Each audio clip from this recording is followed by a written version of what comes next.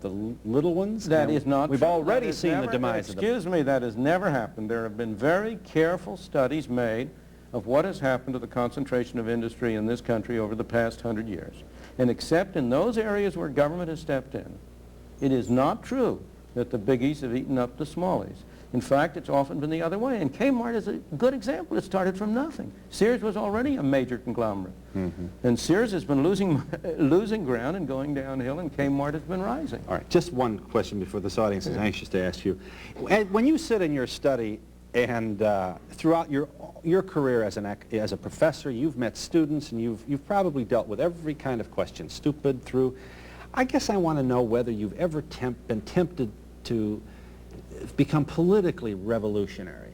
Here's my question. When you see around the globe the maldistribution of wealth, the desperate plight of millions of people in underdeveloped countries, when you see so few haves and so many have-nots, when you see the greed and the concentration of power within, did you ever have a moment of doubt about capitalism and whether greed's a good idea to run on? Well, first of all, tell me, is there some society you know that doesn't run on greed?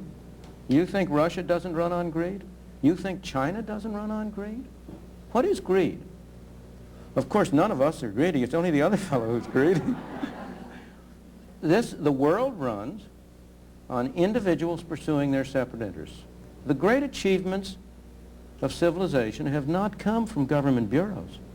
Einstein didn't construct his theory under order from a bureaucrat. Henry Ford didn't revolutionize the automobile industry that way. In the only cases in which the masses have escaped from the kind of grinding poverty you're talking about, the only cases in recorded history are where they have had capitalism and largely free trade. If you want to know where the masses are worst off, it's exactly in the kinds of societies that depart from that. So that the record of history is absolutely crystal clear, that there is no alternative way so far discovered of improving the lot of the ordinary people that can hold a candle to the productive activities that are unleashed by a free enterprise system. But it seems to reward not virtue as much as ability to manipulate the system. And what does reward virtue? You think a communist commissar rewards virtue? You think a Hitler rewards virtue? You think, excuse me, if you'll pardon me, do you think American presidents reward virtue? Do they choose their appointees on the basis of the virtue of the people appointed or on the basis of their political clout? Is it really true that political self-interest is nobler somehow than economic self-interest? You know, I think you're taking a lot of things for granted. And just tell me where in the world you find these angels who are going to organize society for us. Well, I don't even trust you to do that. let alone myself.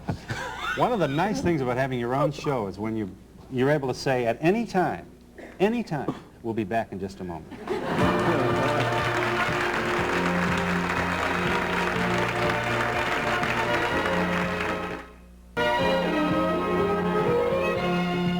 Milton Friedman, the economist, is here. Yes. Yeah, first of all, I want to say I loved my Corvair. I would have helped a whole lot to get through this winter. How do people like Ralph Nader get to do the great things that they do? Does somebody hire them, you know, or is it us that puts these people into whatever it is that does it?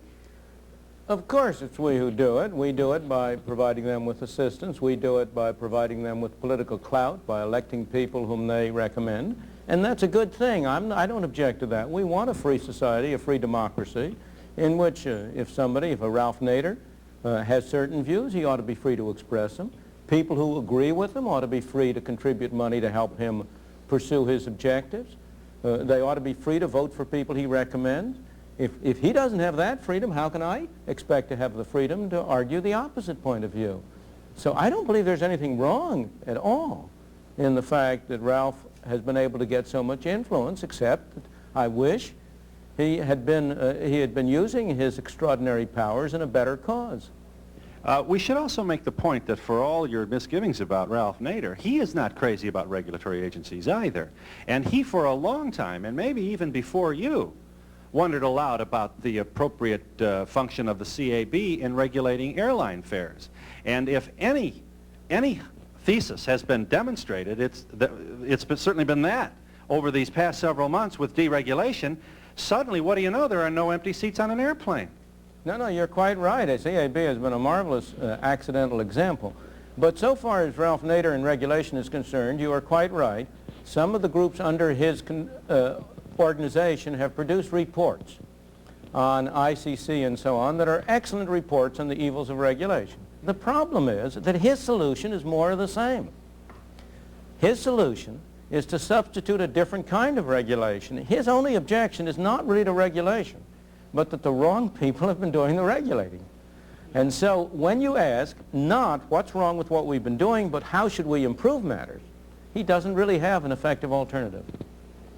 What do you think is going to happen with inflation? Will it continue at the same rate that we've been having? Well, inflation doesn't ever continue quite at the same rate we've been having, but unfortunately, I cannot bring you any good news about inflation.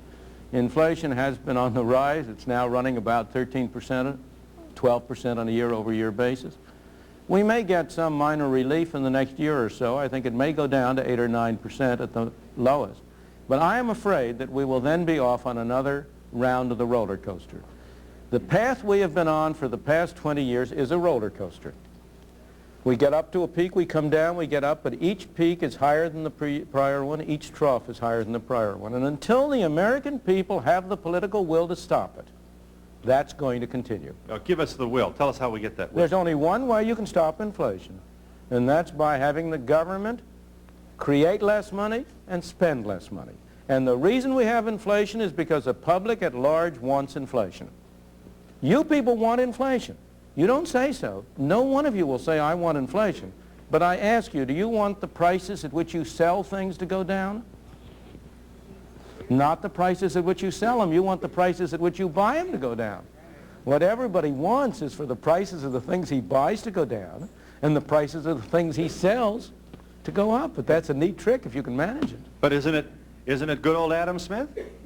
Isn't that what he... Of course, it's good old Adam Smith, provided you have a control in terms of the total amount of money available. But it's not good old Adam Smith for those printing presses to be pouring out paper money, which you and I and the government in particular can use. We don't create inflation by our personal behavior.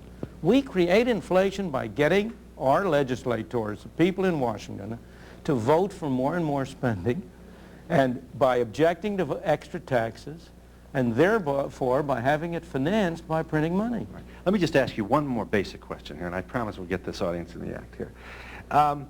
Did Adam Smith, or do you, how do you feel about this desperate need to grow? We have no desperate need to grow. Oh, we do. We brag about our gross national product. It's going to be a trillion. We don't have a desperate need to grow. A guy's got 2 franchises. He wants 6. A man has 3 hamburger stands. He wants 12. We have no desperate need to grow. We have a desperate desire to grow. And those are quite different. I believe that the level of growth in this country ought to be whatever people want it to be. If the people at large, if each and every person separately was satisfied with where he is and didn't want to grow, fine. I have no objection. I don't want to impose growth on anybody. I want people to be free to pursue their own objectives. But it so happens that the American people have been a very dynamic, forward-looking people, and they have wanted to improve their conditions. But they haven't been wanting to stay But does still. Numbers necessarily improve it? Hasn't the last 30 years demonstrated that that hasn't worked? No, we haven't had an increase in numbers, and the last 30 years has not demonstrated that. Most people in this country are better off today than they were 30 years ago, although they're worse off than they were 6 or 7 or 8 years ago. All right, just one, let me chase you down one more time on this. General Motors wants to grow as well. That's okay with you. Of course. They have a natural desire to grow, huh? Right. Okay. But other people have also a natural desire, and other people check it. The check to General Motors growth is Toyota and Volkswagen.